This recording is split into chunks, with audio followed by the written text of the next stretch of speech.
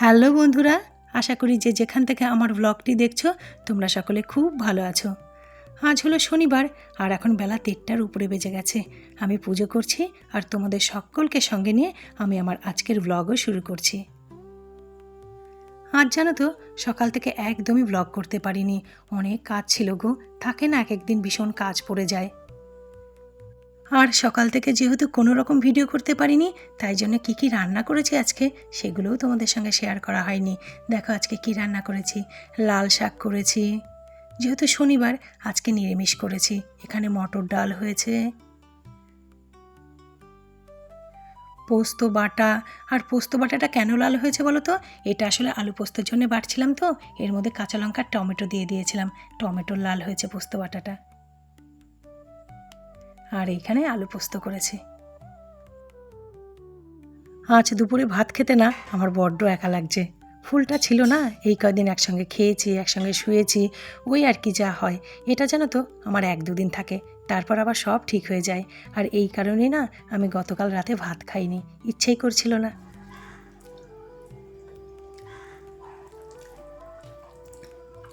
কয়েকদিন একঘেয়েমি একদম মাছ মাংস খাওয়া হচ্ছিল, তো আলু পোস্তটা খুব ভালো লাগছে। তাছাড়া আজকে শনিবারও ছিল, নিরামিষ তো করতেই হতো। কেউ এলে গেলে আমরা যদিও বা খেয়ে নিই, বর কিচ্ছু ছোঁয় না এই নিরামিষের দিন।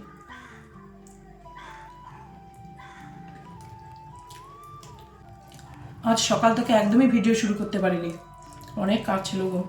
বিশেষ করে ওপরটা, এই কটা দিন না ওপর পরিষ্কার করছিলাম, সেইভাবে ডিপ ক্লিনিং করছিলামই না ওপরটা। তারপর ব্যালকনির গাছগুলোতে জল দেওয়া ছিল, সব ভালো করে পরিষ্কার করেছি। অগোছালো জামা কাপড় গুছিয়েছি।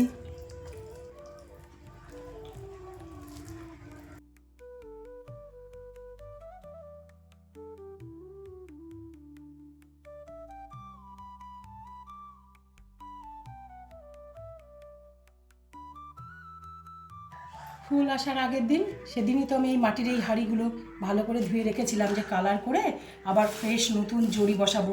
সেই মতো জানো তো আমি ওই দিন বিকেলেই এই কালারে মেশানো তারপিন তেল, জড়ির ফুল সকল কিছু কিনে এনেছিলাম। কিন্তু মেয়েটা হঠাৎ করে এলো, তো ওর সঙ্গেই সময় কাটাচ্ছিলাম, এগুলো নিয়ে আমি আর বসিনি। এখন ভাবছি আর ফেলে রাখবো কেন, কাজ কমপ্লিট করে ফেলি। এই দেখো সব জড়ি কিনে এনেছি, এই দেখো জড়ির ফুল।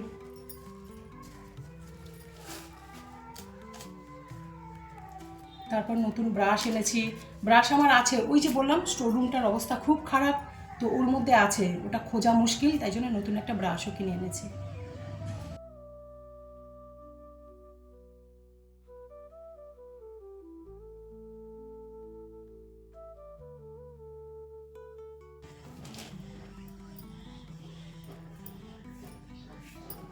আমার এই রং তুলি নিয়ে কাণ্ড কারখানা জানো তো ভীষণ পছন্দের।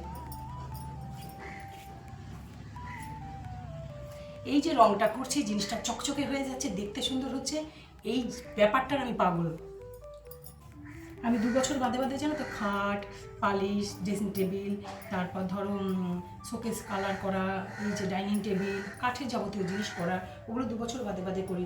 কত বছর করেছিলাম পুজোর আগে, তারপর তো ফুলের বিয়ে ছিল, ঠিকই ছিল, খুব বেশ চকচক করছিল, ভালো লাগছিলো দেখতে। আবার করবো আগামী বছর, এবছর না। প্রতি বছর করলে কী হবে বলো তো, কালারটা মোটা হয়ে যাবে আর খোসা খোসা উঠে আসবে। 3-4 বছর পর পরে করাতে হয়, কিন্তু আমি খুব পাতলা করে দিই, তাই জন্য না 2 বছর বাদে বাদে কালার করতে পারি বা পালিশ করতে পারি, অথচ দেখতেও খুব ভালো লাগে।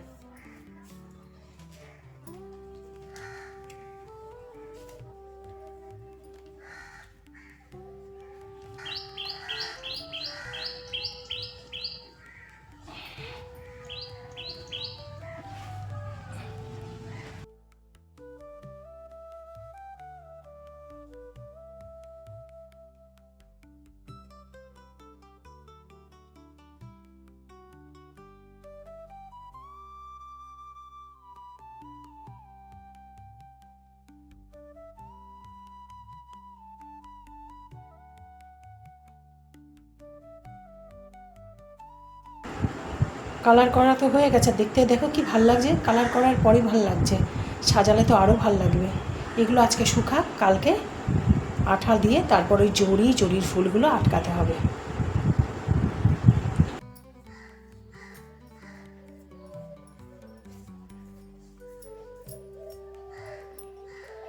এই যে 3টে হাঁড়ি দেখছো না, এই 3টে হাঁড়ি না বিরিয়ানির হাঁড়ি। একবার বর হান্ডি বিরিয়ানি এনেছিল, তো এত সুন্দর গোল গোল হাঁড়িগুলো না আমার আর ফেলতে ইচ্ছে করলো না। আমি কি করেছি বলো তো, তোমার হাঁড়ির মধ্যে না অর্ধেক অর্ধেক বালি দিয়েছি, দিয়ে আঠা দিয়ে একটার পর একটা এরকম চিটকে পুরো একটা এরকম ফ্লাওয়ার ভাসের মতো তৈরি করেছি। আর মাঝে মাঝে এরকম কালার করে দিই, তো দেখতে ভাল লাগে। আমি খুব বেশি আঁকিবুকি করতে পারি না গো, যেটা পারি না সেটা সত্যি কথাই বললাম। কিন্তু আমার আবার ঘর সাজাতে ভীষণ ভাল লাগে, তো যেটুকু পারি, যাই পারি সেরকমভাবেই ঘরটা সাজানোর চেষ্টা করি। আর যদি দেখি যে কোনো জিনিস ফেলা যাবে না, সুন্দর করে সাজিয়ে রাখলে বেশি ভাল লাগবে দেখতে, তাহলে না আমি সেই জিনিসটা ফেলি না। আগে তো 3টে হাঁড়িতে 3 রকম কালার করা ছিল, কি বলো তো, ওই কালারগুলো না ঘরে তখন ছিল, এখন তো আর নেই। এখন লাল একটা কালারই কিনে এনেছি, তো যেটা এনেছি সেটাই লাগিয়ে দিচ্ছি। তবে একদমই খারাপ লাগছে না, দেখো বেশ ভাল লাগছে।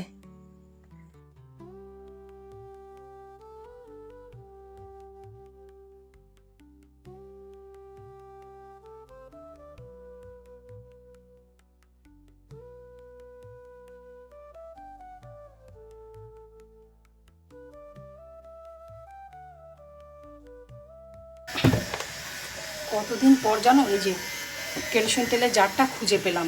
ভয়ের চোটে তো যেতে পারছি না স্টোর রুমে, এত খারাপ অবস্থা। এই জলে ভেজা, দেখো এগুলো পুরো ভেজা, জল একদম জমে রয়েছে স্টোর রুমটাতে, খুব খারাপ অবস্থা। ওটা শুধু পরিষ্কার করাই না জানো তো, ওর পিছনে প্রচুর মানে ব্যাপারও আছে।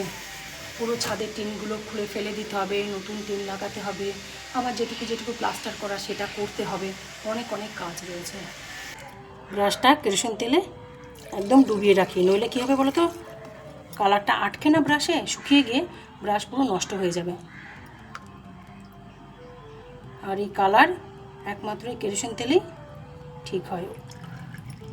যাই কেরোসিন তেলটা রেখে দিই স্টোর রুমে, এবার একটু শুই। আর আজকে যা গরম দিয়েছে না, প্রচণ্ড রোদ্দুর উঠেছে, একদম ভাদ্র মাসের কড়া রোদ্দুর যেটা সেটা উঠেছে। এখন তো আর কেরোসিন তেল লাগে না, আর মাসে আমাদের 5-6 লিটার করে কেরোসিন তেল লাগতো যখন শাশুড়ি মা বেঁচে ছিলেন। আসলে ওনার হাগিস টাগিস ওগুলো না আমাদের এখানকার ময়লার গাড়ি নিতে চায় না, আর রোজ রোজ ফেলবো কোথায়, আর মানুষ ফেলতে দেবেই বা কেন, আর ফেলবই বা কেন। তখন কি করতাম বলো তো, সমস্ত বস্তা করে করে না, থলে করে করে, আগে এক একটা পুরো কভার হতো, বাইরে রেখে দিতাম, থলে করে করে ভর্তি করতাম। তারপর রাস্তার ওপারে গিয়ে একদম প্রচুর কেরোসিন তেল ঢেলে পুড়িয়ে দিতাম। কিছু করার ছিল না, ওগুলো ফেলবো কোথায়, ময়লার গাড়ি নেবে না, তো ব্যবস্থা তো কিছু একটা করতেই হতো। ওটাই ওই জন্য ওই ব্যবস্থা করে রেখেছিলাম। অনেক কষ্ট করতে হয়েছে গো মানুষটাকে ঠিক রাখতে, ভীষণ কষ্ট করতে হয়েছে। প্রথম দিকে তো বর পারতো না জানো তো, লজ্জা পেত, ঘেন্না পেত, মানে শুরুতে শুরুতে যখন শাশুড়ি মা অসুস্থ হওয়া শুরু হলেন, কিছু বুঝতে পারছেন না। তারপর 1-2 বছর পর, 1-2 বছর টানা আমার হাতে একদম, মানে আমার উপর মারাত্মক চাপ পড়ে গেছিলো। তখন নিজেই হয়তো বুঝতে পেরেছে যে একা এই মেয়েটা কী করবে, তারপর থেকে ও একদম পুরো হেল্প করতে শুরু করে দিল। তবে কি বলতো, মনে না একটাই শান্তি, যে সেই মানুষটাকে তার বাড়িতে জীবনের শেষ দিন পর্যন্ত মহারানীর মতো রাখতে পেরেছি। আর সেই কারণেই না আমি খোলা মনে বাঁচতে পারছি। শুধু আমি কেন বলবো, বর মেয়ে আমরা 3জনই খোলা মনে বাঁচতে পারছি। আমাদের মধ্যে না না কোনো শঙ্কা আছে, না কোনো আফসোস আছে, না কোনো আত্মগ্লানি আছে। তবে জানো তো বন্ধুরা, আমার না আমার শাশুড়িমাকে আবারও পেতে ইচ্ছে করে। জানি বোকা বোকা, কিন্তু কি করব, পেতে ইচ্ছে করে যে। আমার কেবলই মনে হয়, যেটা সব সময় মনে হয়েছে, ওনার থেকে না আমার অনেক কিছু পাবার ছিল, সেগুলো আমি পাইনি। মনে হয় কি, সেগুলো যদি আবার পেতাম, আবার যদি প্রথম জীবনে ফিরে যেতে পারতাম।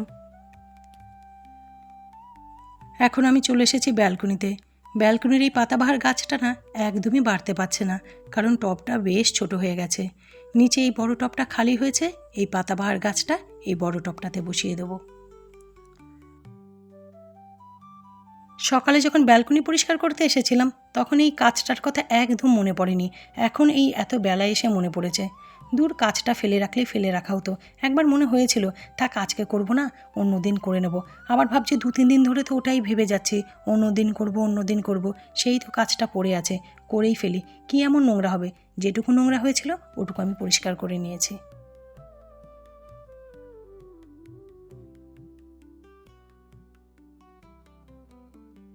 আয় লালু, লালু, দেখেছ লালু চলে যাচ্ছিল ওইদিকে, ডাক শুনে চুপ করে রয়েছে।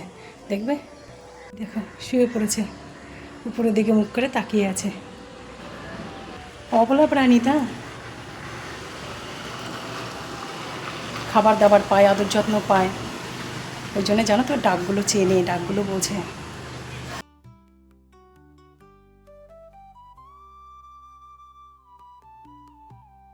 হলো মোটামুটি, এখন এবার গিয়ে শুই গে একটু। 4টে বেজেও গেছে জানো তো। চুমকিদি কাজ করে চলে গেছে, ও আবার দুদিন আসবে না। তার কারণ হলো কালকে মনসা পুজো, ওদের মধ্যে না মনসা পুজোটা খুব বড় করে হয়। আর পরশু ওদের খাসি খাওয়া, মানে ওরা খাসি খাওয়া বলে, ওদের বলি হয়, সেই বলির মাংস ভাত খাওয়ার ওদের ব্যাপার আছে। তো দুদিন কামাই করবে, তো এটা ঠিক আছে, এক তো পুজোর ব্যাপার, আর তাছাড়া বলে কামাই করছে। এবার দেখো, ওরও তো সংসার দরকার, আচার অনুষ্ঠান ওরও আছে, তো এটা কোনো ব্যাপার না। ওই যে না বলে এই যে ফট ফট করে কামাইগুলো করে ফেলে না, তখন মনে হয় আমারও চুলটানি ওরও চুলটানি। আর বন্ধুরা, আমি আমার আজকের ব্লগ এখানেই শেষ করছি। আবার আগামীতে দেখা হবে নতুন একটি ব্লগের সাথে। তোমরা ভালো থেকো, সুস্থ থেকো। আর আমার ভিডিওটি ভালো লাগলে তাহলে একটি লাইক করো, শেয়ার করো, কমেন্টস করো, আর প্লিজ আমার চ্যানেলটি সাবস্ক্রাইব করে দিও। বাই।